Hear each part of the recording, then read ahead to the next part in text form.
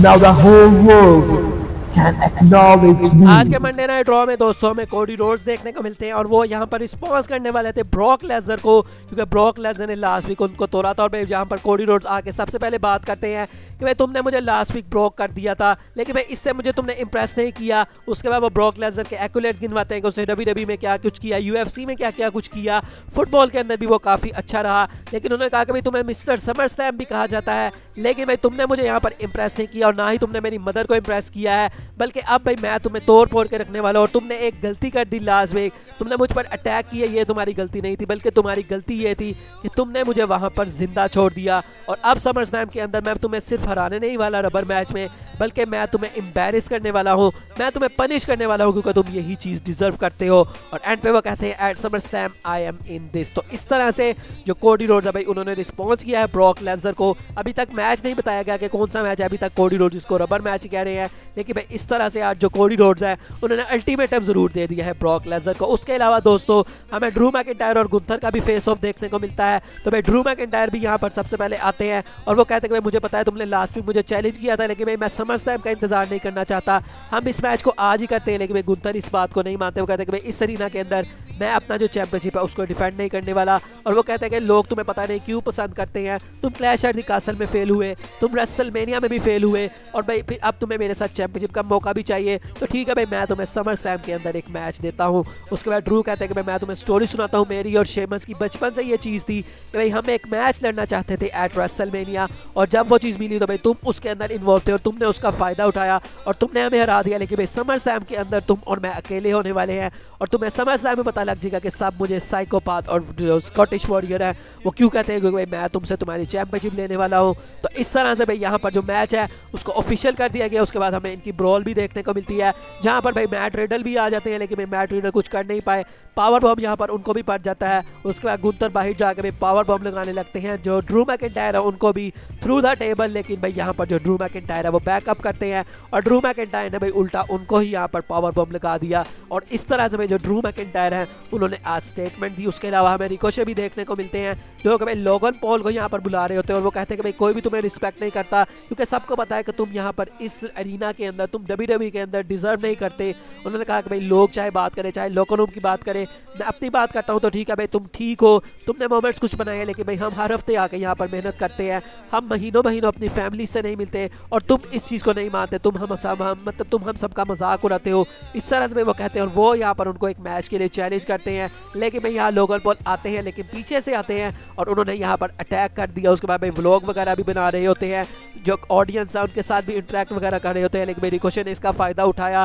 Ricochet ने भाई यहाँ पर उसके बाद अटैक किया लोगन पॉल के ऊपर और उसके बाद भाई रिकोशे यहाँ पर अपनी मूवी बनाने लग गए। तो इस तरह से भाई इन दोनों का जो मैच है वो ऑफिशियल हो चुका है फॉर समर स्लैम, जिसको देखने में काफ़ी मज़ा आएगा। उसके अलावा भाई शेना बेजर और रोंडा राउजी का मैच भी ऑफिशियल हो चुका है समर स्लैम के लिए, जिसको एक फाइट मैच कह के कहा जा रहा है। तो भाई पता नहीं अब ये फाइट किस तरह की होगी। उसके अलावा 200 में शो पे लिव मॉर्गन और रिया रिप्ली का मैच भी देखने को मिलता है। भाई यहाँ पर रिया रिप्ली ने मैच शुरू होने से पहले ही तोड़ फोड़ के रख दिया लिव मॉर्गन को, उनकी आर्म को टारगेट किया, उसके अंदर चेयर फंसा के भाई 2 दफा अपनी टांग मारी और भाई लग रहा है कि शायद भाई जो रिया रिप्ली है उन्होंने भाई दोनों बंदियों को इंजर कर दिया है। अब किस तरह से ये बैकअप करेंगे वो देखने में मजा आएगा। उसके अलावा बेकी लिंच और ज़ोई स्टार्क का भी मैच था जहाँ पर बेकी लिंच ने भाई विक्ट्री ले लिया है और अब वो ट्रिश को फेस करने वाली हैं एट समर स्लैम। अब शो के दोस्तों हम बढ़ते हैं मेन इवेंट की तरफ, जहां पर मिलने वाला था हमें contract signing between Finn Balor and Seth Rollins for the world heavyweight championship. तो भाई सबसे पहले तो यहाँ पर फिन बैलर आते हैं और भाई एडम पियर्स यहाँ पर नहीं होते, क्योंकि भाई एडम पियर्स बैक स्टेज पर होते हैं, क्योंकि भाई रिया रिप्ली ने जो कुछ किया होता है।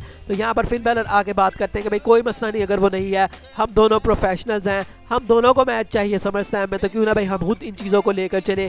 वो यहाँ पर सेथ रोलेंस को बुला लेते हैं और उसके बाद भाई सेथ रोलेंस यहाँ पर आके कुछ भी नहीं बोलते, सबसे पहले भाई वो आराम से बैठते हैं, उस कॉन्ट्रैक्ट को साइन कर देते हैं और उस कॉन्ट्रैक्ट को फिन बैलर को थमा देते हैं कि भाई तुम भी साइन करो। अब फिन बैलर भाई इस कॉन्ट्रैक्ट को साइन नहीं कर रहे होते, वो कॉन्ट्रैक्ट को घूर रहे होते हैं और भाई यहाँ पर सेथ रोलेंस कहते हैं कि अच्छा मुझे लग रहा है भाई तुम्हें भी अब उस चीज़ पर शक होने लग गया है, जो कि हमें ऑलरेडी पता है कि तुम्हारा कोई भी चांस नहीं है कि तुम समर स्लैम में मुझे हरा सको, यू हैव 0 चांस।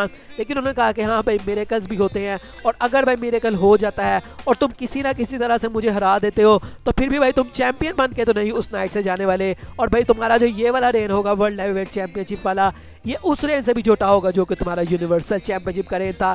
क्यों? क्योंकि तुम्हारा जो बंदा है डेमियन प्रीस्ट वो वहां पर आएगा और वो तुम्हारे ऊपर अपना जो मनी इन द बैंक का ब्रीफ केस है वो कैश इन कर देगा। और भाई तुम्हें इस बात से हैरत भी नहीं होनी चाहिए, तुम भी अगर होते तो भाई तुम भी यही करते। और हम मुझे पता है कि भाई जजमेंट डे में चीज़ें इसी तरह से चल रही हैं, तो तुम लोग शो करवाने की कोशिश तो कर रहे हो कि ब्रो जजमेंट डे है वो सेम पेज के ऊपर है और समर स्लैम जजमेंट डे का डे होने वाला है, लेकिन ऐसा कुछ भी नहीं होने वाला, बल्कि जो जजमेंट डे है वो कोलैप्स कर जाएगी समर स्लैम में। और भाई फिन बैलर यहाँ पर सारी बातें पहले तो आराम से सुन रहे होते हैं, उसके बाद वो हंसते हैं और वो कहते हैं कि भाई तुम्हें क्या लगता है, तुम बहुत ज़्यादा स्मार्ट हो, ये तुम्हारा शो है, हम जो है वो ये इस शो को चला रहे हैं। और उसके बाद वो कहते हैं कि 7 सालों से भाई मैं हार ही रहा हूँ, तो अब भाई कोई भी चांस नहीं है कि मैं समर स्लैम के अंदर हारूं, बल्कि मैं जो है वो तुमसे चैंपियनशिप ले लूँगा।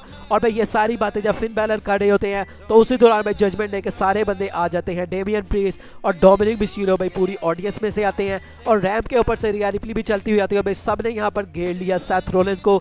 अब सेथ रोलिंस को भाई पता लग गया था कि भाई अब मेरे साथ क्या होना है, तो भाई उन्होंने सबसे पहले वो जो टेबल है वो उठा के डेमियन प्रीस्ट को मारी, क्योंकि डेमियन प्रीस्ट भाई सबसे ज़्यादा खतरे वाला बंदा है, वो कभी भी अपना मनी इन द बैंक का ब्रीफ केस कैश इन कर सकता है। उसके बाद सेथ रोलिंस ने सबके ऊपर भाई यहाँ पर दावा बोलने की कोशिश की, लेकिन भाई जो senior money in the bank है वो वापस आते हैं और उन्होंने अपना ब्रीफ केस मार दिया सेथ रोलिंस को। और इस तरह से भाई लगा कि शायद भाई जो हमारे डेमियन प्रीस्ट है वो money in the bank cash in करने वाले, क्योंकि भाई वो अपने ब्रीफ केस को देख रहे होते हैं और जो फिन बैलर है वो उनको देख रहे होते हैं कि भाई पता नहीं ये बंदा अब क्या करेगा। लेकिन इससे पहले कि भाई वो कुछ करते, यहाँ पर सैमी ज़ेन का थीम सॉन्ग प्ले हो जाता है, क्योंकि भाई सैमी ज़ेन के जो पार्टनर है केविन ओवेंस उनको अटैक किया हुआ था आज जजमेंट डे ने। तो भाई सैमी ज़ेन यहाँ पर आते हैं और वो कोशिश करते हैं चेयर से सबको मारने की। जब वो डोमिनिक मिस्टीरियो को चेयर मारने की कोशिश करते हैं तो भाई रिया रिप्ली उस चीज़ के अंदर इन्वॉल्व हो जाती है और इसका फायदा उठाते हुए जजमेंट डे ने सैमी ज़ेन को भी अपना जो finisher south of haven Damien priest ने वो लगा दिया और उनका पत्ता यहाँ से कट गया। और उसके बाद सेथ रोलिंस 4 on 1 अकेले यहाँ पर रह जाते हैं, लेकिन भाई सेथ रोलिंस बैक नहीं करने वाले थे। उन्होंने यहाँ पर फाइट करने की कोशिश की, लेकिन भाई 4 बंदे थे और वो अकेला बंदा क्या ही करता। यहाँ पर भाई सब ने यहाँ पर उनको मारना शुरू कर दिया। फिन बैलर ने उनकी शर्ट भी फाड़ दी। उसके बाद डेमियन प्रीस्ट ने यहाँ पर अपना फिनिशर लगाया। उसके बाद डोमिनिक मिस्टीरियो ने अपना स्प्लैश लगाया और एंड पर जो फिन बैलर हैं उन्होंने भी अपना कूप द ग्रास फिनिशर लगाया। और इस तरह से भाई जो मंडे नाइट रॉ है उसकी क्लोजिंग देखने को मिलती है। और भाई मैं यहाँ पर कहूँगा कि काफ़ी गोल्डन अपॉर्चुनिटी थी। डेमियन प्रीस्ट के बाद भाई सब यहाँ पर सब ने फिनिशर्स अपने लगा दिए, कोई रोकने वाला नहीं था। डेमियन प्रीस्ट चाहते तो अपना मनी इन द बैंक का ब्रीफ केस कैश इन कर सकते थे, लेकिन डेमियन प्रीस्ट ने भाई वो चीज़ नहीं की। तो भाई क्या इससे डेमियन प्रीस्ट ये शो करवाना चाह रहे हैं कि वो जजमेंट डे के साथ लॉयल है या क्या है? तो भाई ये जो जजमेंट डे वाली स्टोरी लाइन है इसको देखने में काफ़ी ज़्यादा मजा आएगा कि भाई क्या वाकई में जो सेथ रोलिंस ने कहा आज मंडे नाइट रॉ पे कि भाई अगर तुम जीत भी जाते हो तो डेमियन प्रीस्ट तुम्हारे ऊपर कैश इन कर देगा। तो भाई क्या डेमियन प्रीस्ट ने आज कैश इन नहीं किया? तो इसका यही मतलब है कि उनके पास एक बिगर पिक्चर है और क्या वो चीज़ वो समर स्लैम के अंदर करेंगे और फिन बैलर के ऊपर कैश इन करके बन जाएंगे वर्ल्ड हैवीवेट चैंपियन। तो भाई ये सारी चीज़ों का जवाब हमें समर स्लैम में देखने को मिलेगा। बाकी शो आज का ठीक ठाक था। आपको अगर आपकी वीडियो अच्छी लगी हो तो लाइक कीजिएगा, चैनल को सब्सक्राइब कीजिएगा। मिलेंगे नेक्स्ट वीडियो में, तब तक के लिए अपना बहुत सारा ख्याल रखिएगा। मुझे दीजिए इजाज़त, शब बखैर।